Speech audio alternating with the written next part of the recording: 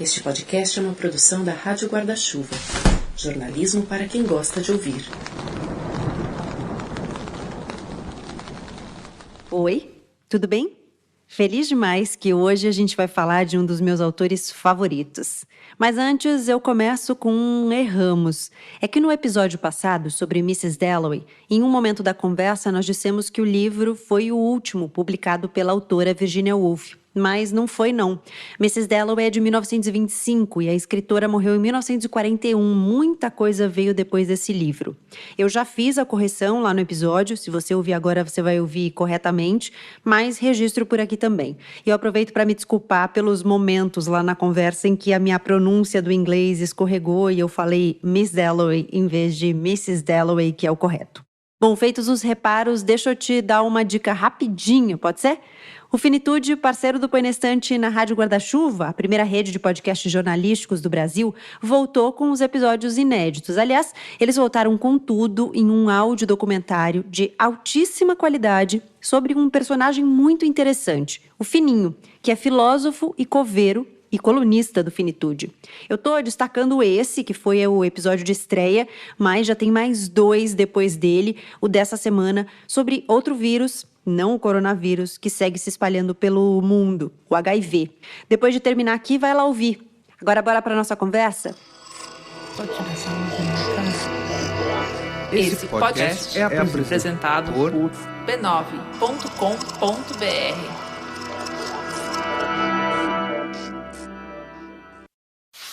Algum tempo hesitei se devia abrir estas memórias pelo princípio ou pelo fim, isto é, se poria em primeiro lugar o meu nascimento ou a minha morte. Suposto o uso vulgar seja começar pelo nascimento, 2 considerações me levaram a adotar diferente método. A primeira é que eu não sou propriamente um autor defunto, mas um defunto autor, para quem acampa foi outro berço. A segunda, que o escrito ficaria assim mais galante, mais novo. Moisés, que também contou a sua morte, não a pôs no introito, mas no cabo, diferença radical entre este livro e o Pentateuco. Dito isto, expirei às 2 da tarde de uma sexta-feira do mês de agosto de 1869, na minha bela chácara de Catumbi. Tinha uns 64 anos, rijos e prósperos, era solteiro, possuía cerca de 300 contos e fui acompanhado ao cemitério por 11 amigos. 11 amigos. Verdade é que não houve cartas nem anúncios. Acresce que chovia, peneirava, uma chuvinha miúda, triste e constante, tão triste, que levou um daqueles fiéis da última hora a intercalar essa engenhosa ideia no discurso que proferiu à beira da minha cova. Vós que o conhecestes, meus senhores, vós podeis dizer comigo que a natureza parece estar chorando a perda irreparável de um dos mais belos caracteres que tem honrado a humanidade. Este ar sombrio, estas gotas do céu, aquelas nuvens escuras que cobrem o azul como um crepe funéreo, tudo isso é a dor crua e má que lhe rói a natureza as mais íntimas entranhas. Tudo isso é um sublime louvor ao nosso ilustre finado. Quer mais realismo do que morrer? Tá, tudo bem que um defunto que conta uma história não é assim algo tão fidedigno, mas vai lá, uma vida que termina em morte é, digamos, sem erro. E essa é exatamente assim. Na verdade, ela começa em morte, a vida não, a obra, porque Brás Cubas não só dedica esse livro ao primeiro verme que roeu sua fria carne, como inicia a contar dizendo logo que tá mortinho da Silva. Primeiro vem a morte, depois a vida. O narrador rebobina para contar sua autobiografia. Um homem que viveu no século XIX, que foi um menino travesso, para dizer o mínimo, talvez cruel, que foi um jovem pressionado pelo pai a entrar numa vida política, de influências, que teve um amor proibido, amigos bem relacionados, que teve um sonho megalomaníaco, almejou a cura da humanidade, um emplasto salvador, um resgate da nossa melancolia e que de quebra ainda entregaria a glória a esse narrador. Memórias Póstumas de Brás Cubas é tema desse 7º e penúltimo episódio da temporada, que já começou.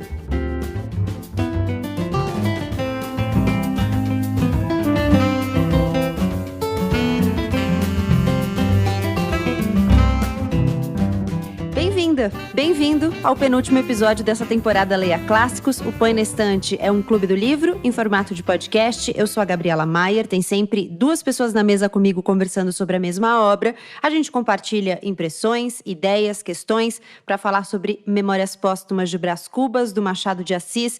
Eu convidei a Luana Verbi e o Thiago Rogero.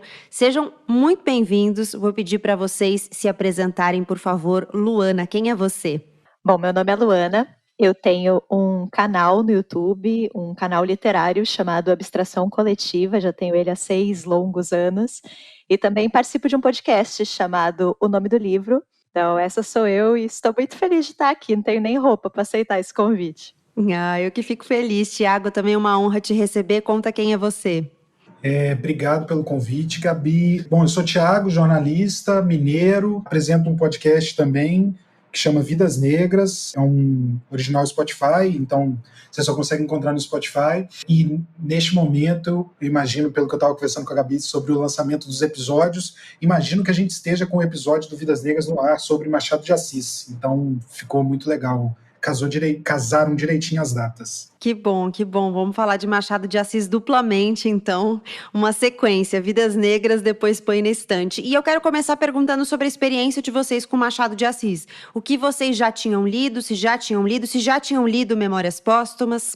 A minha experiência com Machado é muito... Acho que tem muito a ver com a minha experiência da leitura também, porque leitura para mim no colégio era bem essa coisa clássica, no sentido um pouco ruim, né, do Brasil, assim, que a gente vê muitos casos assim, né, de pessoas que achavam um saco ler.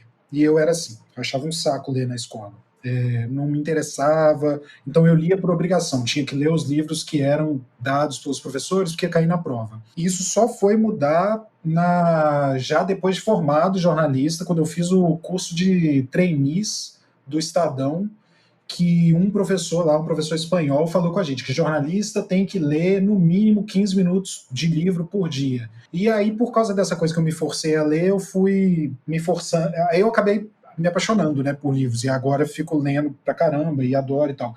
E o Machado de Assis, acho que entrou nisso. Por exemplo, eu não me lembro se eu li Memórias Póstumas ou qualquer outro livro do Machado de Assis na escola. Eu só fui ler depois de adulto. E o Memórias Póstumas, eu até comentei com a Gabi que eu já iria ler pro episódio do Vidas Negras, e quando a Gabi me falou desse episódio, eu achei ótimo, que eu falei assim, beleza, já é um livro que eu vou ler mesmo, mas eu não lembrava de ter lido ele. Para mim foi incrível, assim, foi uma descoberta, uma redescoberta, enfim, do maior escritor do Brasil, né, e que eu passei infância, adolescência inteira sem ler e só fui descobri-lo ou redescobri-lo na vida adulta. Mas vamos combinar aqui que ler Machado de Assis quando você está na adolescência não é das tarefas mais fáceis que tem para fazer. Eu acho importante ler, mas não é assim uma coisa maravilhosa mesmo, não. É difícil, né? Sim. Para mim agora foi um super exercício, porque também tem a facilidade, eu não costumo ler livros de forma digital, né, mas esse eu acabei lendo porque era mais fácil, era mais rápido, e aí tem uma coisa da facilidade que para esse livro eu usei muito, que é você poder selecionar uma palavra e já pesquisar no dicionário o significado dela, que eu fiz isso no livro inteiro. Eu acho que não teve um capítulo que eu não pesquisei pelo menos uma palavra, assim. O que hoje eu vejo como algo extremamente prazeroso, porque eu fico aprendendo palavras, né? Eu até comentei com a Gabi também numa conversa antes desse episódio, que eu aprendi vários xingamentos, estou xingando meus amigos com um monte de palavra rebuscada. Eles nem sabem, né, que você está xingando. Não, eu faço questão de falar assim, vocês são todos uns, e aí desço um monte de xingamento e falo, aprendi no Memórias Póstumas. E que é uma coisa que na juventude eu não iria... Acho que eu não teria paciência para ficar pesquisando, né? Eu ia só falar, nossa, mas que saco. Pelo amor de Deus, que palavra é essa? Luana. Eu li na adolescência, não li por causa da escola, minha escola era bem fraca de leitura, mas eu li na época da escola, porque eu tive uma vivência muito grande na biblioteca da minha cidade, né, biblioteca pública, que era uma biblioteca muito pequena. Então, basicamente, ela tinha clássicos brasileiros e os tais dos livros de vestibular, né. Eu li, eu gostei, mas eu fiquei meio chocada, assim, na época, porque eu era uma leitora inocente, né, não muito experiente. Então, coisa é essa, né, de um autor defunto, ou um defunto autor, né, como o próprio Brás Cubas faz questão de frisar, achei tudo aquilo muito esquisito. Essa questão dos vermes também, o primeiro verme que roeu as carnes do meu corpo, enfim, eu achei tudo meio estranho, eu gostei, mas é isso, né, o peso de você ler na adolescência, eu acho que eu não gostei a ponto de lembrar passagens e dele ser tão marcante assim. E aí eu fui redescobrir ele na faculdade. Eu fiz graduação em letras, então tive matérias de literatura brasileira, né, matérias obrigatórias. Inclusive eu lembro de estar indo assim para a sala e ter essas conversas de corredor, né? 2 jovens conversando, é sempre muito curioso ver jovens conversando. E aí uma jovem falou para o outro jovem: "Tô chateadíssima de ler Machado de Assis". Chateada, porque Machado de Assis eu já li. Eu vim para a faculdade para ler coisas novas, né? Para descobrir coisas novas. Então, apesar desta opinião, né, divergente, para mim foi maravilhoso poder reler o livro, porque aí sim eu curti o livro, né? Para além desse narrador muito inusitado, para você perceber mesmo a crítica social, a crítica de classe, que é o que mais se destaca no livro para mim nesse momento, né? Então esse momento de redescoberta foi muito bom, assim, eu acho que é um livro que é maravilhoso de você reler, de você descobrir mais tarde, né? No momento posterior à adolescência, digamos assim. Olha, eu sou super fã do Machado de Assis. Eu também acho que ele é o maior escritor brasileiro. O Tiago falou e assim, eu também afirmo isso com certa certeza, assim. Para mim ele também é o maior. É a terceira vez que eu leio Memórias Póstumas, mas a primeira vez também foi bem arrastado. Para mim foi bem difícil. Só que eu tenho uma relação muito afetuosa, assim, com os narradores do Machado de uma maneira geral. E aí vou destacar aqui não só o Brás Cubas, que está narrando morto, ou morto narrando, mas também o Dom Casmurro. Eu tive uma experiência um pouco melhor com o Dom Casmurro na escola, na verdade bem melhor, porque eu tinha um professor de literatura que era maravilhoso, Eduardo. Outro dia eu fui até fuçar nas redes sociais para ver se eu achava Eduardo, mas eu não lembro o sobrenome dele, queria muito encontrá-lo, saber onde ele está hoje. E ele propôs um exercício que tinha em muitas escolas, que era o julgamento da Capitu. Basicamente era determinar se a Capitu traiu ou não traiu o Bentinho, né? E o Bentinho é quem tá narrando o livro, então sempre tem essa história de, você tem que desconfiar, porque o Bentinho é o narrador, ele tá interessado ali do jeito que ele tá contando a história. E nessa experiência aí da escola, eu fui a advogada da Capitu. Então foi a primeira vez que eu li um livro de um jeito muito diferente. Eu li prestando atenção a minúcias às quais eu não me atentava. Então eu me lembro que eu montei uma pasta, eu fui uma advogada muito dedicada, eu montei uma pasta com as provas que inocentavam a Capitu, e eu pegava, assim, palavras, entendeu? Detalhes da narração. E foi aí que eu comecei a prestar atenção nessa figura, que era o narrador. E acho que os narradores do Machado de Assis são narradores sempre que se colocam como narradores, né? Então, aqui no Memórias Póstumas, o narrador, ele fala com o leitor diretamente, ele pula passagens na vida dele, ele vai contar a vida dele, mas ele pula passagens e ele fala, né? Não, vamos pular agora pro dia 20 de outubro de não sei quando. Então, assim, você vê que ele tá contando o que te interessa. Você sabe ali, claramente, que ele é um narrador que tá interessado. Mas isso é uma coisa que eu acho que você vai entendendo só quando você tem mais maturidade como leitor e como leitora, né? Não sei se é uma coisa que você pega quando você lê muito jovem. Para mim além da coisa da crítica, né, que é incrível, e enfim, imagino que a gente vai falar mais sobre isso também, mas é um grande livro de fofoca, né? É fofoca.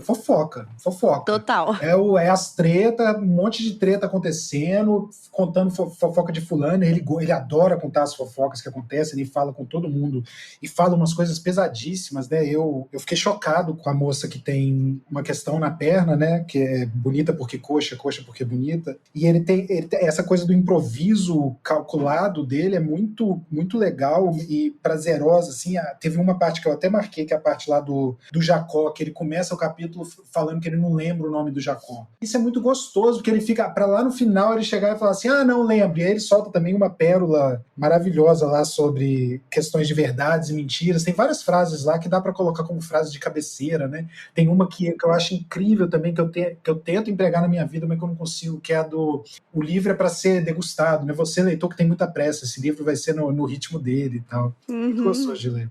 E, além de tudo, ele ainda insulta o leitor, né? O problema deste livro Total. és tu, leitor. Eu sempre fico pensando nessa questão dos narradores, né? Por que os autores criam esses narradores tão inusitados, né? Por que um narrador póstumo, né? E para mim tem muito essa questão do estranhamento também. Aquilo te causa tanto estranhamento que você começa a olhar a história com um pouco mais de atenção, assim. Quem é esse cara? O que ele tá falando? Que bando de fofoca é essa que ele tá fazendo? Da onde que ele vem, né? E aí você começa a se questionar sobre esse personagem e sobre este lugar onde ele habita, né? E eu acho que a crítica parte muito a partir da construção desse narrador. Fiquei prostrado, e contudo era eu, nesse tempo, um fiel compêndio de trivialidade e presunção. Jamais o problema da vida e da morte me oprimira o cérebro, nunca até esse dia me debruçara sobre o abismo do inexplicável. Faltava-me o essencial, que é o estímulo, a vertigem. Para lhes dizer a verdade toda, eu refletia as opiniões de um cabeleireiro que achei em Módena e que se distinguia por não as ter absolutamente. Era a flor dos cabeleireiros.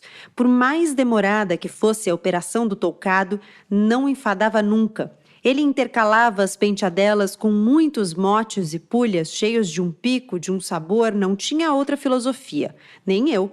Não digo que a universidade me não tivesse ensinado alguma, mas eu decorei-lhe só as fórmulas, o vocabulário, o esqueleto. Tratei-a como tratei o latim. Embolsei 3 versos de Virgílio, 2 de Horácio, uma dúzia de locuções morais e políticas para as despesas da conversação. Tratei-os como tratei a história e a jurisprudência. Colhi de todas as coisas a fraseologia, a casca, a ornamentação. Talvez espante ao leitor a franqueza com que lhe exponho e realço a minha mediocridade. Advirta que a franqueza é a primeira virtude de um defunto. Na vida, o olhar da opinião, o contraste dos interesses, a luta das cobiças obrigam a gente a calar os trapos velhos, a disfarçar os rasgões e os remendos, a não estender ao mundo as revelações que faz a consciência. E o melhor da obrigação é quando a força de embaçar os outros embaça-se um homem a si mesmo, porque em tal caso poupa-se o vexame, que é uma sensação penosa, e a hipocrisia, que é um vício hediondo. Mas na morte, que diferença, que desabafo, que liberdade! Como a gente pode sacudir fora a capa, deitar ao fosso as lentejoulas, despregar-se, despintar-se, desafeitar-se, confessar lisamente o que foi e o que deixou de ser. Porque, em suma, já não há vizinhos, nem amigos, nem inimigos, nem conhecidos, nem estranhos, não há plateia. O olhar da opinião, esse olhar agudo e judicial, perde a virtude logo que pisamos o território da morte.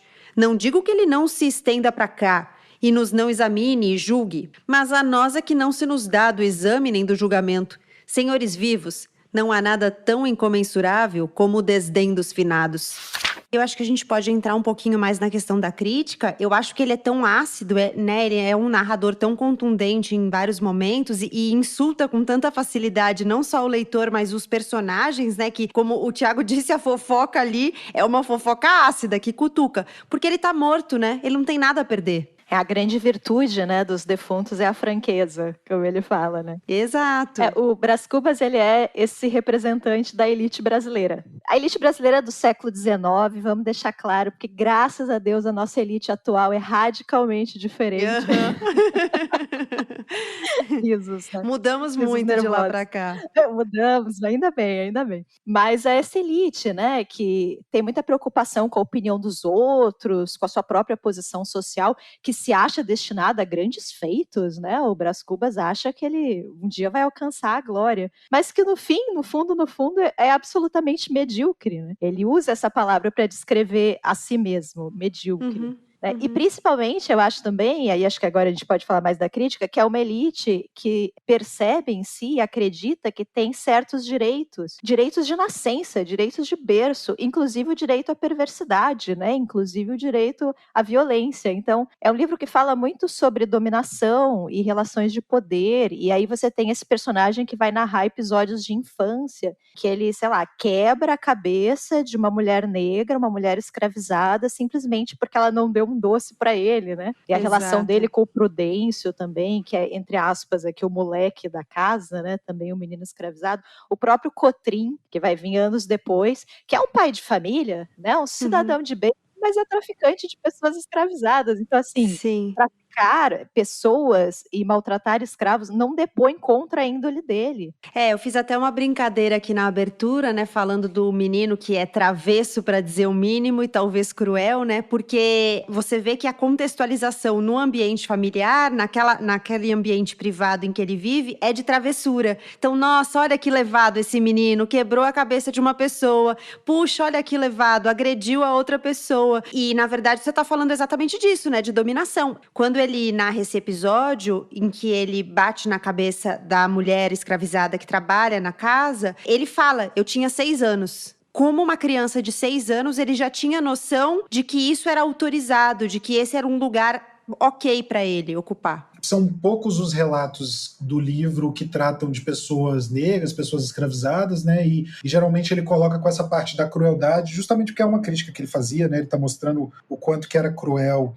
essa elite na época. E aí as primeiras vezes eu fui, ok. A parte do Cotrim especificamente doeu na hora que eu li, por mais que eu saiba que era uma crítica, ali doeu, acho que também, enfim, é óbvio que isso era uma intenção dele, mas também por a gente ver como que isso é tão atual, né, essa coisa de, enfim, são os brasileiros de bem, né, ele é racista, mas ele é boa pessoa, ele tem bom coração, isso é a coisa que a gente mais ouve, né, a coisa que mais ouve, a pessoa teve um comportamento extremamente racista, mas você sabe que ele é boa pessoa, ele tem bom coração, é isso, é o Cotrim, o cara era um traficante de escravizados, e assim, por mais que tá tudo carregado, né, do tom jocoso, irônico dele, de tudo, na verdade, ele tá fazendo uma sacanagem, uma troça com aquelas figuras, aquele ponto me doeu, eu falei, não é possível, tipo, tava detonando o Cotrim até agora, e nessa hora que ele vai falar, mas isso também mostra quem que ele era, né, quem que era o Brás Cubas, né, obviamente não o Machado, claro. Que era essa figura medíocre, como ele escreve tantas vezes.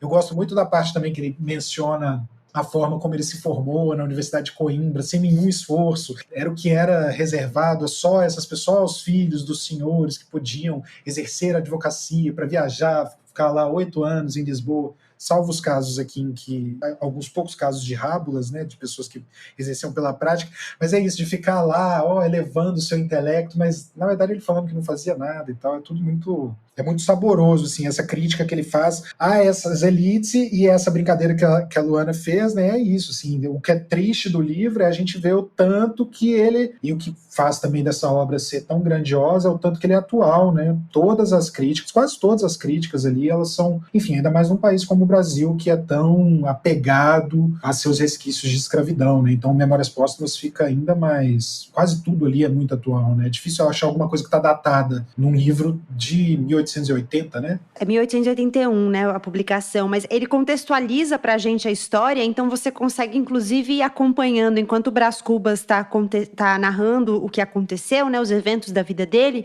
você consegue ir acompanhando, mais ou menos, o que tá acontecendo na história, né, paralelamente na história. Ele vai te dando datas, ele te fala muito dos anos, ele começa, aliás, eu acho ótima a expressão que ele usa pra dizer que ele morreu, né, ele fala, expirei às 2h de uma sexta-feira do mês de agosto, e ele fala 1869. Depois ele vai pontuando ou anos ou acontecimentos históricos. Tem um momento que eu me lembro que ele fala assim, quando eu nasci, o Napoleão já estava no auge da glória, do esplendor. Então você vai conseguindo contextualizar historicamente o que está acontecendo. E aí é importante lembrar, né? O cenário é sempre muito importante nas obras do Machado. Aqui você tem um personagem que vai para Coimbra, como o Thiago mencionou, mas ele volta e a história, o centro da história é o Rio de Janeiro, como sempre, que é muito importante. O Rio de Janeiro, para o Machado de Assis e para a obra do Machado de Assis, é muito relevante, né? Isso de contextualizar, eu não sei qual edição vocês leram, mas me ajudou muito. Foi essa edição da Penguin, que tem tudo ali, vai contextualizando, porque tem muita coisa que eu ficaria perdido mesmo, assim, das coisas, dimensões a peças, a trechos enfim, de clássicos, mais clássicos no sentido de antigos. Muita coisa eu não fiquei perdido por causa das notas de rodapé. Toda essa coleção de clássicos da Penguin é muito, muito boa, né? Eles trazem notas muito relevantes. Eu li a edição da Antofágica, que eu também acho muito boa, e acho belíssima, porque tem as ilustrações do Cândido Portinari, que foram ilustrações que ele fez a pedido de um mecenas, né? Um mecenas que queria fazer justamente uma biblioteca de livros bonitos. O primeiro livro bonito que ele queria ter era o Memórias Póstumas, e ele pediu pro Portinari ilustrar. E aí tem as ilustrações, e eu acho belíssimo o livro, assim. E também tem notas que me ajudaram muito. O personagem o tempo todo vai arrotando conhecimento, né? Total, você Isso se perde até às vezes, assusta, né? Até você vê que é vazio, né? No fim ele tá falando, ele mesmo fala, né? Eu decorei aqui umas frases de Homero, uma outra de grego aqui, já me basta, né? Uhum. Acho curioso, porque o Brás Cubas, ele percebe o abismo social, o abismo de classes, e o tempo todo ele vai justificando para si mesmo a sua própria posição, né? E ele vai achando argumentações completamente absurdas, né? Porque no fim o mundo é como é, ele não tem culpa, né? E aí ele vem com a parte da analogia das borboletas. ele não tem culpa que algumas borboletas nasçam azuis e outras nasçam negras. Né? E se essa borboleta é negra, ele não tem culpa de que talvez essa borboleta morra, sabe? Seja descartada e tenha o corpo atirado na grama do jardim. As coisas são como são. Ou que ele pegue uma toalha e mate a borboleta com facilidade, né? Simplesmente porque ela irritou ele, né? Ou simplesmente porque a mulher não deu o doce, ou simplesmente por qualquer outra razão que ele encontre, né? Então, ele vai o tempo todo falando sobre essa moral, e como essa moral ela é muito flexível, mas principalmente ela se flexibiliza para atender os próprios interesses dele, né? A própria posição dele. Eu vejo essa tentativa, esse sonho grandiloquente dele do Emplácio, né? Que ele fala, na verdade, eu morri de pneumonia, mas na verdade eu morri mesmo porque eu sonhava alto demais. E aí ele vai falar desse sonho, que ele queria criar esse remédio, era um remédio anti-hipocondria e ele ia curar a melancolia da humanidade. Acho que eles justamente colocam a melancolia nesse lugar, né? Olha, a gente é melancólico porque é o que tem pra hoje, a humanidade é assim, isso nos faz melancólicos e eu vou tentar dar um jeito aqui de aplacar minha culpa, então vou criar um negocinho pra dar uma remediada, né? Então ele vai sonhando com isso, vai criando essa ambição. Cresci. E nisso é que a família não interveio. Cresci naturalmente, como crescem as magnólias e os gatos. Talvez os gatos são menos matreiros e com certeza as magnólias são menos inquietas do que eu era na minha infância. Um poeta dizia que o menino é pai do homem. Se isto é verdade, vejamos alguns lineamentos do menino. Desde os 5 anos, merecera eu a alcunha de menino diabo, e verdadeiramente não era outra coisa. Fui dos mais malignos do meu tempo, arguto, indiscreto, traquinas e voluntarioso. Por exemplo, um dia quebrei a cabeça de uma escrava, porque me negaram uma colher do doce de coco que estava fazendo, e não contente com o malefício, deitei um punhado de cinza ao tacho, e não satisfeito da travessura, fui dizer à minha mãe que a escrava é que estragara o doce por pirraça. E eu tinha apenas 6 anos. Prudêncio, um moleque de casa, era o meu cavalo de todos os dias. Punha as mãos no chão, recebia um cordel nos queixos, à guisa de freio. Eu trepava-lhe ao dorso com uma varinha na mão. Fustigava-o, dava 1000 voltas a um e outro lado. E eu lhe obedecia. Algumas vezes gemendo, mas obedecia sem dizer palavra. Ou quando muito um ai nhonhô, ao que eu retorquia. Cala a boca, besta. Esconder os chapéus das visitas, deitar rabos de papel a pessoas graves, puxar pelo rabicho das cabeleiras, dar beliscões nos braços das matronas e outras muitas façanhas deste jaez eram mostras de um gênio indócil. Mas devo crer que eram também expressões de um espírito robusto, porque meu pai tinha-me em grande admiração. E se às vezes me repreendia à vista de gente, fazia-o por simples formalidade, em particular dava-me beijos. Não se conclua daqui que eu levasse todo o resto da minha vida a quebrar a cabeça dos outros, nem a esconder-lhes os chapéus. Mas opiniático, egoísta e algo contemptor dos homens, isso fui. Se não passei o tempo a esconder-lhes os chapéus, alguma vez lhes puxei pelo rabicho das cabeleiras. Outro sim, afeiçoei-me à contemplação da injustiça humana, inclinei-me a atenuá-la, a explicá-la, a classificá-la por partes, a entendê-la, não segundo um padrão rígido, mas ao sabor das circunstâncias e lugares. Uma coisa que foge um pouco disso, mas que me surpreendeu também no livro, porque como eu não me lembrava de já ter lido ele, pode ser que eu nem já tivesse lido antes, até por causa dessa falsa polêmica, ou então polêmica, do youtuber que publicou que Machado de Assis é muito chato e tal, enfim, e há um pouco há muito que se discutir disso, mas a imagem que eu tinha, por ser um clássico, por ser um livro, enfim, da época em que ele foi escrito, eu me surpreendi muito também com essa construção dos capítulos tão curtinhos, uns capítulos que são tão, tipo, uma coisa que foge tanto, enfim, os livros mais ou menos, eu não sou dessa área, né, eu sou jornalista, não tenho conhecimento nenhum, não tenho formação literária nenhuma, mas os livros todos eles meio que seguem um padrão, né, não sei o quê, de capítulo e tal, e frase. Eu lembro que uma vez eu li um livro chama Eu Sou o Mensageiro, do Marcos Zusak, que é o autor de A Menina que Roubava Livros, e que me surpreendeu e fez tanta diferença para mim, assim, foi quando eu aprendi que a gente pode escrever frase curta e que a gente pode escrever parágrafos de uma frase só. E o Memórias Póstumas é muito legal, e eu fiquei pensando, pô, se eu tivesse lido antes, sei lá, talvez no começo da carreira como jornalista, assim, é tão gostoso essa coisa de capítulos que são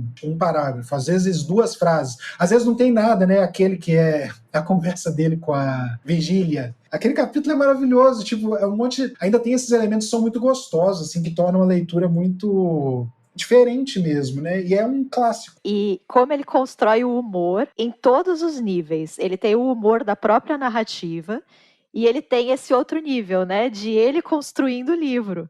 E ele é medíocre. Não, dá pra rir alto em alguns momentos, né? Ele não sabe nem que parte que ele quer colocar, né? Às vezes ele coloca uma parte, aí ele se arrepende, aí ele resolve que vai pular o capítulo e vai acabar daquela forma mesmo. Então, o tempo todo a gente ainda tem um simulacro, sei lá, da feitura do livro, que também tem o humor por si só, né? Total. E assim, pensando na feitura do livro, você, inevitavelmente, eu volto a pensar no narrador, porque vocês mencionaram a Virgília, que é o amor proibido dele, né? E ela é uma personagem importante na história, mas mesmo os personagens que são importantes na história, eles só existem em função dele. Então, como ele tá narrando, você só sabe o que é conveniente pra ele que você saiba, né? Então, você fica ali sempre desconfiado, tentando entender o que tá por trás do episódio que ele te contou. E esse livro é o primeiro narrador em primeira pessoa do Machado. Uhum. Então, eu acho que a gente deveria, sempre que a gente lê um livro, ter isso em mente, né? Que é alguém que está nos contando a história e que talvez o narrador tenha interesses aí, né? Ele seleciona, mas nem sempre a gente tem. Né? A gente às vezes simplesmente passa lê batido, né? isso e só embarca, você acredita em tudo aquilo. Eu acho que o Machado, ele aponta, ele salienta isso mesmo, sabe? Ó, esse é o cara que está narrando a história, olha como ele seleciona os fatos, olha como ele enverga a realidade para conseguir provar um ponto, olha o que ele faz com as outras personagens, ele é extremamente cruel com todas as mulheres da vida dele, né? Sim. Então, eu acho que ele aponta isso pra gente. Olha o que significa ler uma história contada por alguém, né? Tem um capítulo em que ele vai falar, ele te deixa claro, né? Ele fala pro leitor que ele tá narrando e que ele tem interesses. E na sequência, na página seguinte, ele meio que se contradiz. E ele fala, não, porque eu sou super justo e eu vou contar as coisas como são. Então, ele fica fazendo esse jogo com o leitor, né? De assim, olha, sou eu que tô contando, mas você pode acreditar em mim, porque eu sou ótimo e eu vou te contar as coisas da maneira mais justa possível, né? Você fica naquela tensão com o narrador. Outro ponto que é maravilhoso é que a gente tende a ver a literatura como algo muito nobre, né? Os livros, eles são escritos para transmitir uma grande mensagem, uma verdade fundamental, e ele está escrevendo por tédio. Ele está lá na eternidade, sem ter o que fazer, e ele resolve escrever um livro, sabe? Eu acho isso muito incrível. E não se leva a sério, né? Em momento nenhum ele se leva a sério. Mesmo nos momentos em que ele se leva a sério, se coloca como, sei lá, o ser supremo detentor do conhecimento literário e ele já fica criticando a crítica literária, né? A crítica não vai entender tal coisa, a crítica não vai receber bem tal coisa. Mesmo nesses momentos, sem em nenhum momento se levar a sério. Muito bom. E vejam agora com que destreza, com que arte faço eu a maior transição deste livro. Vejam, o meu delírio começou em presença de Virgília. Virgília foi o meu grão pecado da juventude. Não há juventude sem meninice, meninice supõe nascimento. E eis aqui como chegamos nós, sem esforço, ao dia 20 de outubro de 1805, em que nasci. Viram? Nenhuma juntura aparente, nada que divirta a atenção pausada do leitor, nada.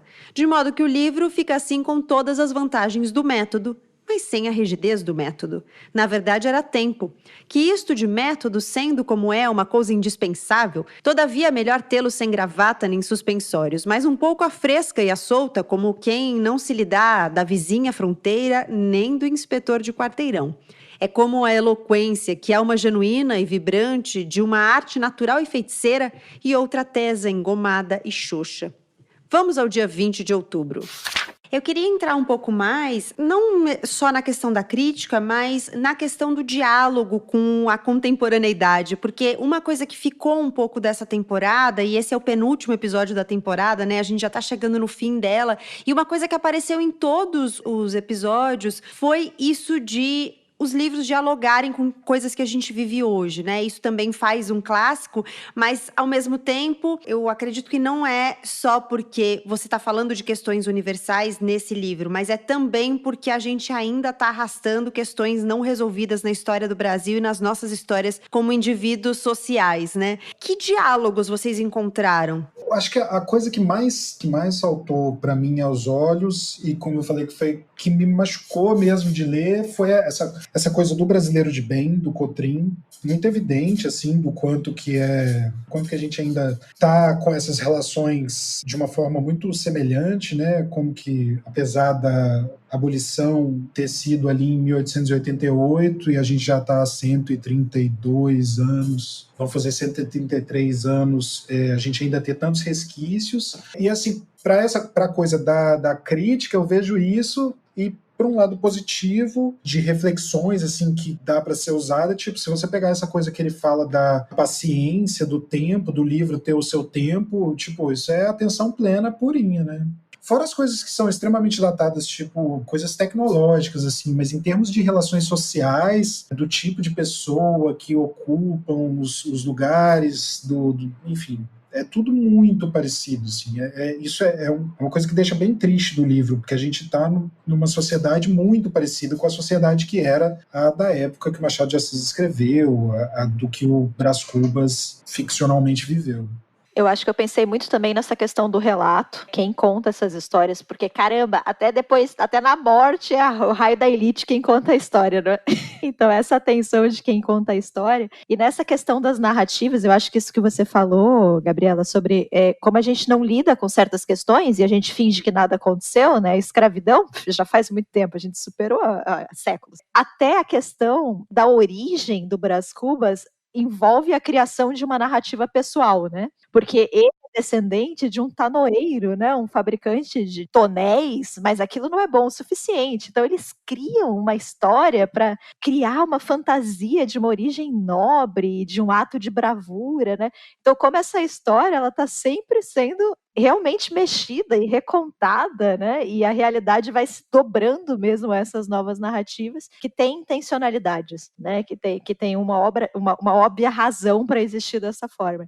Então, essa questão também de como as histórias são construídas e quem conta essas histórias também é uma coisa que eu penso muito, assim. Sem contar a oportunidade mesmo, né? De você ver um Brasil de 100 anos atrás, que ele fala numa parte do livro que o menino já traz em si o homem, né? Então, esse passado do Brasil já traz o nosso presente, sem dúvida. Então, eu acho que ler, assim, os clássicos, eu acho uma oportunidade muito grande de você ter um pouco essa visão mais ampla da nossa própria história, de onde que a gente veio, né? E o que estava acontecendo naquele momento em relação à sociedade. Muito bom, assim, você ler esses clássicos, acho uma oportunidade muito grande. Essa questão da genealogia, né, que você mencionou, em alguns momentos lendo Memórias Póstumas, eu lembrei de um livro que a gente leu na primeira temporada aqui do podcast, um livro do Agualusa, que chama O Vendedor de Passados, em que você tem uma história de o contexto, né, Angola também se reconstruindo depois da Guerra Civil, e aí você tem uma figura, que é o principal lá do livro, que é justamente o vendedor de passados, que ele vende árvores genealógicas mais bonitas para as pessoas que tem sangue nas mãos. Então, quem tem um rastro de destruição para trás quer reconstruir sua própria história, dizer que veio de um lugar melhor, de um lugar mais luxuoso, às vezes também. Então, me lembrou um pouco isso. Mas, já que falei nos meus 2 tios, deixem-me fazer aqui um curto esboço genealógico. O fundador da minha família foi um certo Damião Cubas, que floresceu na primeira metade do século XVIII. Era tanoeiro de ofício, natural do Rio de Janeiro, onde teria morrido na penúria e na obscuridade se somente exercesse a tanoaria. Mas não, fez-se lavrador, plantou, colheu, permutou seu produto por boas e honradas patacas até que morreu, deixando grosso cabedal a um filho, licenciado Luiz Cubas. Neste rapaz é que verdadeiramente começa a série de meus avós, dos avós que a minha família sempre confessou, porque o Damião Cubas era, afinal de contas, um tanoeiro e talvez mau tanoeiro, ao passo que o Luiz Cubas estudou em Coimbra, primou no estado e foi um dos amigos particulares do vice-rei Conde da Cunha. Como este apelido de Cubas lhe cheirasse excessivamente a tanoaria, alegava meu pai, bisneto do Damião, que o dito apelido fora dado a um cavaleiro, herói nas jornadas da África, em prêmio da façanha que praticou, arrebatando 300 cubas aos mouros. Meu pai era homem de imaginação, escapou à tanoaria nas asas de um calembur, Era um bom caráter, meu pai, varão digno e leal como poucos. Tinha, é verdade, uns fumos de pacholice, mas quem não é um pouco pachola nesse mundo? Releva notar que ele não recorreu à inventiva senão depois de experimentar a falsificação.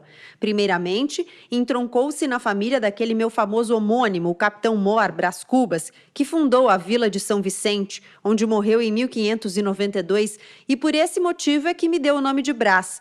Opôs-se-lhe, porém, a família do capitão Mor e foi então que ele imaginou as 300 cubas mouriscas. Vivem ainda alguns membros de minha família, minha sobrinha Venância, por exemplo, o lírio do vale, que é a flor das damas do seu tempo. Vive o pai, o Cotrim, um sujeito que... Mas não antecipemos os sucessos. Acabemos de uma vez com o nosso emplasto.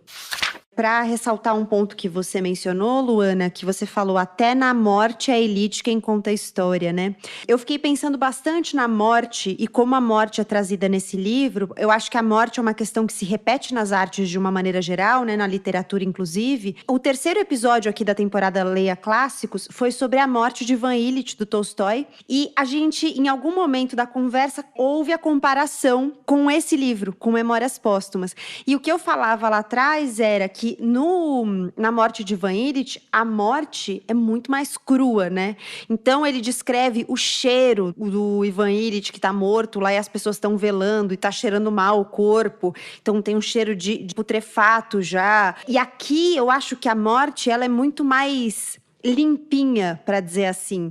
E acho que isso é também para dialogar com essa questão. Olha, eu sou um cara da elite contando essa história e falando de morte. Então, a minha morte, ela precisa ser de um lugar mais aceitável, mais palatável, né? O que eu acho uma coisa relacionada à morte, que não necessariamente tem a ver com isso, mas que eu acho muito incrível também do livro, e quem me chamou a atenção para isso foi o professor Eduardo de Assis Duarte, que ele é autor de uma coletânea de textos do Machado de Assis, que chama Machado de Assis Afrodescendente. E aí, além de ter essa coletânea de vários textos e vários momentos da trajetória do Machado em que ele trata ou a própria negritude ou questões de negritude, ele também faz... A primeira parte do livro é um texto do professor, e é super interessante, enfim. E o que ele fala sobre a questão da morte do Brás Cubas, que é super interessante, que entra na parte da crítica, é o fato dele não ter deixado descendentes, né? E da forma como ele trata o fim do legado também. Então, assim, vamos lembrar, quem é Machado de Assis? Um homem negro, né? Um homem negro, apesar disso ter sido tão negado, continuar ainda sendo objetivo de disputa, de narrativa e tal, embora é sabido que ele era um homem negro e tudo mais, mas um homem negro escrevendo, sabendo que estava sendo lido ali pelas elites, fazendo essa crítica velada, nem tão velada assim, que é super aberta, né? E aí, no fim, o Brás Cubas, essa figura, ele escreve na figura de um homem branco, ele fala, não tive filhos, não transmitia a nenhuma criatura o legado da nossa miséria. E é muito interessante o uso dessa palavra também, né? Que definitivamente não era uma miséria monetária, né? Porque era uma família de posses e tal, posses conquistadas, a gente sabe, nas costas de quem, em cima do esforço de quem, que ele já passa o livro inteiro tratando essa família como um puro suquinho de mediocridade, e no fim é isso, é um cara que não passou, que não transmitiu, tipo, morreu ali, morreu com ele toda essa mediocridade, né? Eu achei muito legal isso que você falou, Thiago. Eu acho que faz todo sentido, assim. E eu acho que faz sentido também na filosofia que eles criam, né? A filosofia do Quincas Borba, lá, do outro personagem que a gente vai ver, da Humanitas, né? Que é a filosofia da conformidade, né? Tudo é explicado através da natureza humana, né? A Humanitas abraça tudo, a guerra, a miséria, a pobreza, as dominações. Uma filosofia da conveniência, né? Então, se está tudo estagnado... Porque, de fato, né, você vai gerar descendentes e você vai dar continuidade a isso. Não faz sentido, né, você arrastar a mesmice. Exatamente. Que há entre a vida e a morte? Uma curta ponte. Não obstante, se eu não compusesse este capítulo, padeceria o leitor um forte abalo, assaz danoso ao efeito do livro. Saltar de um retrato a um epitáfio pode ser real e comum. O leitor, entretanto, não se refugia no livro senão para escapar à vida. Não digo que este pensamento seja meu, digo que há nele uma dose de verdade e que ao menos a forma é pinturesca. E repito, não é meu. Acho que é legal a gente falar um pouco do Machado, da figura do Machado, e de repente você pode trazer uma pitadinha aí do que você descobriu de novidades, Tiago, porque eu acho que não só a obra do Machado conta muito da sociedade do século XIX, mas a vida do Machado também, né? Então, como você já mencionou, ele é um autor negro que teve a negritude negada, há uma disputa de narrativa em torno disso, até o casamento dele, né? Quando ele foi se casar com a Carolina Augusta Xavier de Novaes, a família dela não queria que ela se casasse com ele, porque justamente, puxa, mas ele é um homem negro, ele é um escritor negro, enfim. Ser escritor já não era lá essas coisas, e ainda ser um homem negro, mas eu diria que a resistência vinha propriamente daí, né? Não do fato dele ser escritor. E o Machado, ele nasce pobre, né? Nasce no Morro do Livramento, e ao longo de toda a vida dele, ele precisa seguir trabalhando, né? Esses cargos públicos dele, ele era funcionário do Império e tal, porque ele não era um cara de posses, né? Então ele precisou continuar trabalhando. Uma coisa que está no episódio do Vidas Negras, que é uma coisa que eu não sabia mesmo, assim, e eu fiquei sabendo lendo esse livro do professor Eduardo de Assis Duarte, é como que o Machado atuou contra a escravidão, porque muito se fala assim, inclusive assim, várias dessas bobagens que são ditas sobre o Machado, elas foram derrubadas nos últimos anos, né? Inclusive esse livro do o professor Eduardo, quem não conhece, ele coordena na Faculdade de Letras da UFMG um site, um portal que chama Literafro, que reúne verbetes, textos e trechos de obras também de muitas escritoras e muitos escritores negros brasileiros. E aí muito se falou por muito tempo, né, que o Machado de Assis ignorou a própria negritude, o que é uma grande bobagem. E aí, enfim, no episódio a gente fala bastante sobre isso, mas uma coisa que está nesse livro dele que eu não sabia, e que quem tem uma boa pesquisa sobre isso é o Sidney Chalhoub, é a atuação do Machado de Assis quando ele era funcionário do Ministério da Agricultura para garantir a aplicação da Lei do Ventre Livre, que é uma lei de 1871 que dizia que as crianças filhas de escravizados nascidos a partir daquela data, eles poderiam ser libertados, mas ainda assim tinha várias entrelinhas. Se fosse libertado logo jovem, o dono tinha que receber, o dono, né? Enfim, é super doloroso também usar essa palavra, mas é a palavra que era usada na época. O dono tinha que receber uma indenização, ou então ela ficaria trabalhando até os 18 anos e aí ele não receberia indenização. E o Machado de Assis, ele garante o cumprimento de várias fazendas que chegam ao conhecimento dele enquanto funcionário do Ministério da Agricultura, que não estavam sendo cumpridas as determinações da Lei do Ventre Livre, casos em que a lei estava sendo desrespeitada, o Machado de Assis garante o cumprimento. Então pessoas são libertadas por causa da caneta, por causa da atuação de Machado de Assis como um burocrata, como um funcionário do Estado brasileiro. Isso é muito incrível, né? Para além da forma como ele fala contra a escravidão, por exemplo, em Memórias Póstumas de Brás Cubas. Não é uma crítica direta, não é uma forma direta de crítica, mas é uma outra forma de crítica que está presente também. E, enfim, tanto é a crítica que a gente falou aqui, já vários momentos dessa crítica que ele faz, né? Que aqui eu acho que a crítica que ele faz é um pouco uma crítica que me lembra, às vezes, outro... É claro que o livro está fresco na minha cabeça, então eu faço associações com ele, mas a gente leu também para essa temporada Triste Fim de Policarpo Quaresma. E o Policarpo Quaresma também é um personagem super... O livro é uma crítica ao que ele representa.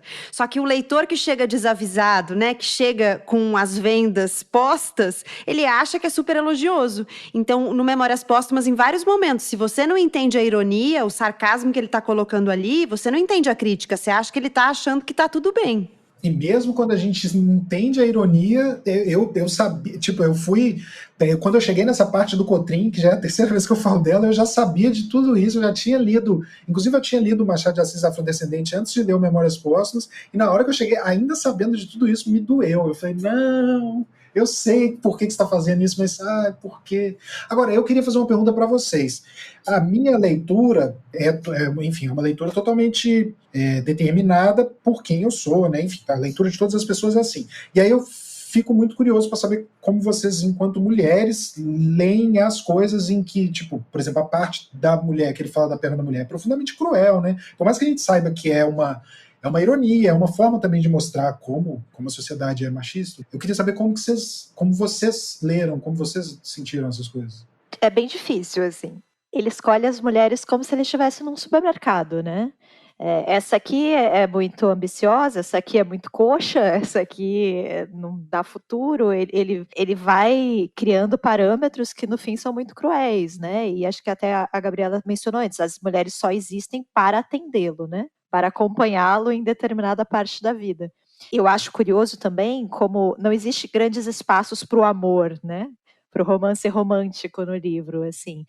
A Marcela amou ele durante 11 contos, não lembro quantos contos de réis, né? A própria Virgília, ela ama ele, mas assim que aparece uma oportunidade melhor também, o marido dela é promovido de alguma forma, ela escapa, né? São relações que são sempre muito pautadas num negócio, né? O casamento, o amor, as relações, elas são sempre transações que são muito comerciais. Essa frase da Marcela, né, uma frase que é até meio conhecida, tem gente que não sabe de onde ela vem, mas é do Memórias Póstumas, né, que ele fala: Marcela amou-me durante 15 meses e 11 contos de réis, nada menos. Colei aqui que eu anotei essa parte para eu me lembrar depois. E eu acho que tem um incômodo, né, toda vez que eu vou ler um livro, porque até por eu pesquisar gênero, né, por eu estar muito envolvida com debates do feminismo, às vezes você lê tentando puxar alguns debates para o que a gente tem de discussões contemporâneas, mas nem sempre é possível fazer isso, né? E a verdade é que, assim, eu li com algum incômodo em relação a como ele constrói as personagens femininas e como ele se dirige a elas, como ele se refere a elas, mas ao mesmo tempo eu não sei exatamente o que ele, autor, né? Ele, Machado de Assis, pensava, por exemplo, sobre as mulheres. Eu não sei muito se ele se posicionava sobre essas questões, porque, por exemplo, eu sei que é uma coisa que o Lima Barreto, ele era muito mais posicionado, ele se posicionava de forma muito mais contundente em relação a questões de opressão das mulheres. E as personagens dele, femininas, são personagens muito mais interessantes, na minha opinião, do que as personagens do Machado. Ainda que eu acho, por exemplo, os narradores do Machado muito mais interessantes. Mas ele constrói mulheres que têm algum nível de resistência a padrões sociais, o Lima Barreto, né? O Machado de Assis já não, ele vai construir todas as mulheres em volta desse narrador. E mesmo se você for pensar assim, a Capitu, que é uma grande personagem do Machado de Assis, ela é uma mulher de quem você o tempo todo é instigado a desconfiar, né? Não diria que ela é uma personagem que recebe descrições lisonjeiras, assim. Ela é uma personagem que também te deixa com o pé atrás, ainda que eu acho que tê-la como uma grande personagem é algo relevante. Mas o que eu sinto é que, assim, existe toda uma história dessas mulheres que a gente não tem acesso, e eu acho que o Machado deixa isso muito claro. Porque a gente está sempre enxergando essas mulheres pela perspectiva desses homens, por esses homens que ocupam um espaço de poder. Mas eu acho que ele deixa em algumas entrelinhas essa indicação, sabe? Ó, tá acontecendo coisas aqui que você não imagina. Então a Marcela tem aquela relação com aquela criança, a Eugênia, ela é uma menina super altiva, ela tem uma dignidade, ela não aceita a esmola, né, que o Brás Cubas depois vai dar para aplacar a própria consciência, né, o sentimento de culpa dele. Então eu acho que eu tenho essa impressão, assim, que as mulheres, na verdade, elas não estão sendo representadas de forma limitada, elas são limitadas pelo olhar que as descreve. E aí eu acho que também entra numa espécie de crítica, talvez mais sutil, mas que eu encontro na leitura dos personagens, principalmente na Capitu, assim, não é o livro do dia, mas principalmente na questão da Capitu. Sim, acho que você tem razão. A Virgília tem vários momentos que a gente fica, gente, mas por quê? Mas por quê? O que vai acontecer? O que vai acontecer? Aí às vezes passa, né? Passou, mas passou um tempo e ela voltou totalmente diferente. Tem alguma coisa aconteceu ali e eu queria ter. Uai, cadê o botão lá da Globoplay para você mudar da sala para, sei lá, pro quintal e ver o que está acontecendo com a Virgília? Eu não quero acompanhar o Brás Cubas, não aguento mais, deixa eu ver a Virgília. Não dá. E ele se desfaz dela. Achei maravilhoso. Ele se desfaz dela muito rápido, né? Tipo, eu senti como se eu tirasse uma bota, né, num pé cansado e vira o capítulo e parou de falar na Eugênia. Você fala, meu Deus. Exato. Ele realmente descarta essas pessoas de maneira muito, muito fácil, né? Meu pai, que me não esperava, abraçou-me cheio de ternura e agradecimento. Agora, deveras, disse ele. Posso, enfim, deixei-o nessa reticência e fui descalçar as botas, que estavam apertadas. Uma vez aliviado, respirei a larga e deitei-me a fio comprido enquanto os pés, e todo eu atrás deles, entrávamos numa relativa bem-aventurança. Então considerei que as botas apertadas são uma das maiores venturas da terra, porque fazendo doer os pés, dão aso ao prazer de as descalçar. Mortifica os pés, desgraçado, desmortifica-os depois, e aí tens a felicidade barata ao sabor dos sapateiros e de Epicuro. Enquanto essa ideia me trabalhava no famoso trapézio, lançava eu os olhos para a Tijuca, e via a aleijadinha perder-se no horizonte do pretérito, e sentia que o meu coração não tardaria também a descalçar as suas botas. E descalçou-as o lascivo. 4 ou 5 dias depois, saboreava esse rápido, inefável e incoercível momento de gozo que sucede a uma dor pungente, a uma preocupação, a um incômodo. Daqui, inferi eu que a vida é o mais engenhoso dos fenômenos, porque só aguça a fome com o fim de deparar a ocasião de comer, e não inventou os calos, senão porque eles aperfeiçoam a felicidade terrestre. Em verdade vos digo que toda a sabedoria humana não vale um par de botas curtas. Tu, minha Eugênia, que não as descalçaste nunca, foste aí pela estrada da vida, manquejando da perna e do amor, triste como os enterros pobres, solitária, calada, laboriosa, até que vieste também para esta outra margem. O que eu não sei é se a tua existência era muito necessária ao século. Quem sabe? Talvez um comparsa de menos fizesse patear a tragédia humana.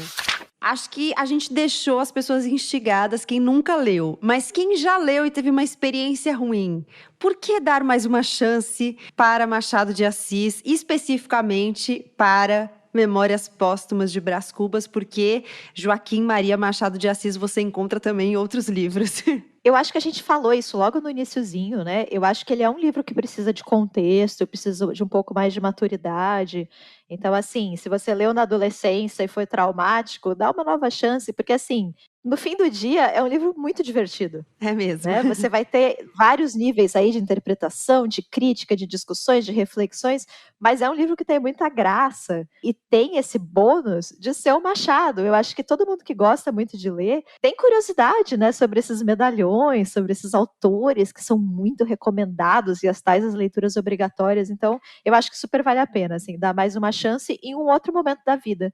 Deixa passar uns anos, sabe? Deixa entrar um pouco de ar e aí depois você se joga de novo, porque eu tenho certeza que a releitura vai ser mais bacana. Pelo menos foi super assim pra mim. Pra mim também. O começo, para mim, foi muito difícil. Eu não estava habituado, porque é um português diferente mesmo.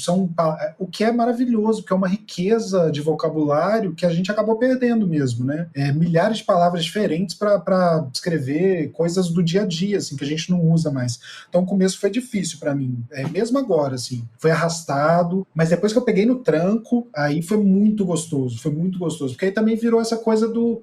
Às vezes ele pode passar a ideia de, por ser um livro com essa quantidade, por exemplo, de palavras que não são mais tão usadas, de ser um livro meio rebuscado. Não, mas ele é super ágil, né? Ele é super ágil. Os capítulos são curtinhos também, então isso dá agilidade, ele muda de assunto rápido, então você não fica... Nada te deixa muito assim, tô cansado disso, que enfadonho e tal. Para mim, principalmente, a coisa do descobrir significados novos de palavras acabou virando meio que um joguinho dentro do livro, assim, que eu falava, opa, descobri uma palavra nova. Tudo bem que no final eu já também estava cansado desse jogo. Eu falei, não, tá tudo bem, já conheço, já estou habituado ao jogo do descobrir uma palavra nova. Mas aí ele fica só divertido. E é legal quando aparece uma palavra que eu tinha aprendido no livro. Eu falei assim, essa palavra eu sei, não preciso mais pesquisar. Então você ainda se sente bem com você mesmo. Você fica, o que é isso? Estou aprendendo aqui, que é... E eu acho que ele traz uma reflexão muito bacana, que é... Eu não vou dizer como o livro termina para não deixar um spoiler grande, mas eu acho que ele traz uma reflexão geral ao longo da narrativa, que é não só sobre o que a gente é e o que a gente foi, mas também sobre o que a gente não foi e o que a gente não é.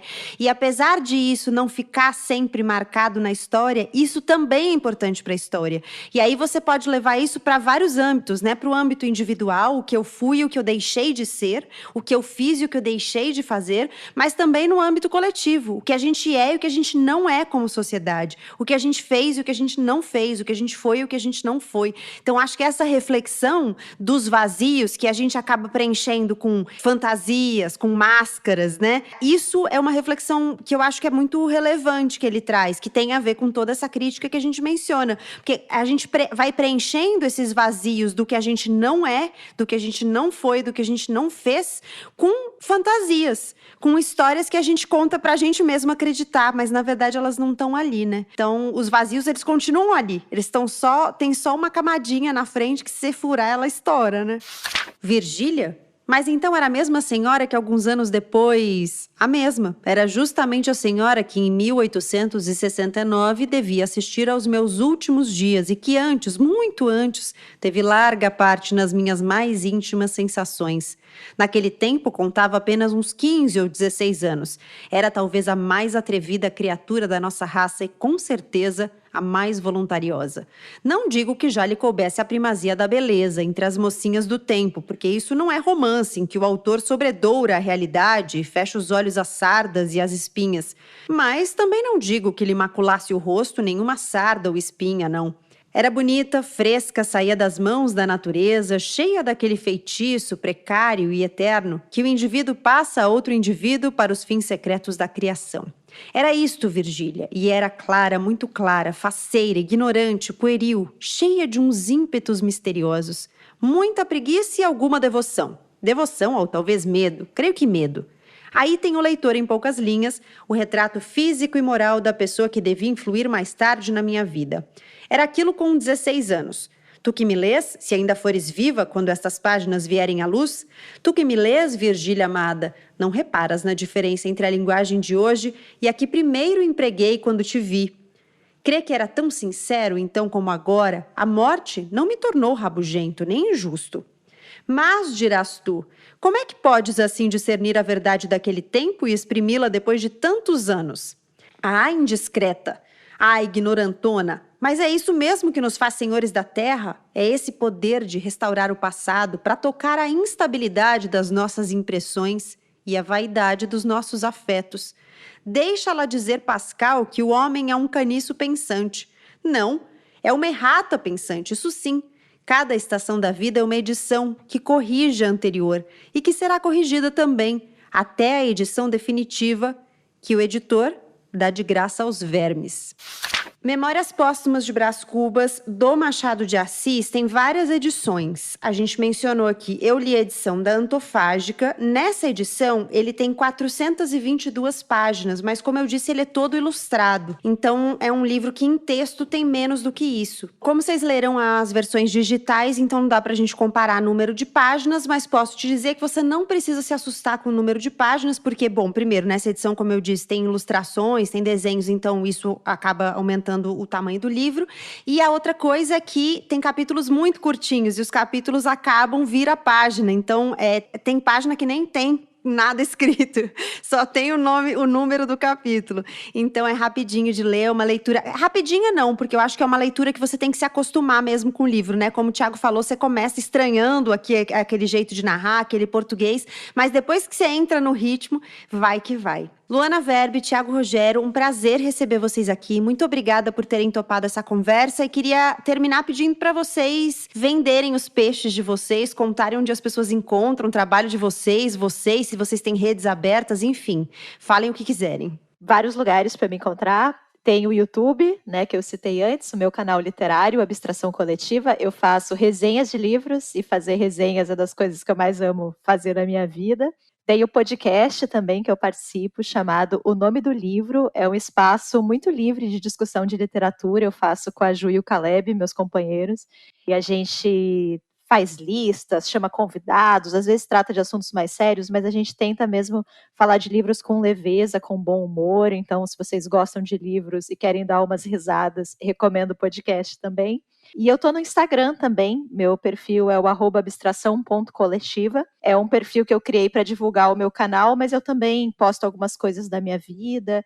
Em janeiro eu me mudei para Paraty e eu comprei um barquinho, um veleiro de 26 pés, que eu tô reformando e a ideia é eu ir morar nele. Talvez as coisas não tenham saído exatamente como eu esperava, mas eu ainda tô aqui. Que legal. Então se vocês quiserem acompanhar lá minhas aventuras do barquinho também, tem no Instagram também, abstração.coletiva. Nossa, que incrível! Que incrível a história do barquinho. Você é uma super-heroína moderna. Porque esse é o ideal do super-herói do ser humano ansioso. Se mudar para Paraty, comprar um barquinho e reformar um barquinho. Eu achava que ia ser mais fácil, não é? Mas tá legal. Que demais. Que nem o meu sonho vou virar marceneiro, quero fazer coisa de marcenaria, vou virar um Ron Swanson negro brasileiro, para quem já assistiu Parks and Recreation. Bom, enfim, eu apresento um podcast no Spotify que chama Vidas Negras, que é uma produção da Rádio Novelo, que fez o Praia dos Ossos, o Retrato Narrado, Maria Vai com as Outras, um monte de coisa legal. A gente tem uma equipe incrível fazendo Vidas Negras, uma equipe majoritariamente negra. É um podcast narrativo, cada episódio sobre um tema diferente. Em geral, são 2 personagens, a gente entrelaça histórias do passado e do presente. Vai ter esse episódio sobre literatura, do Machado de Assis, e um personagem contemporâneo nesse episódio, uma personagem é a Cidinha da Silva, maravilhosa, incrível.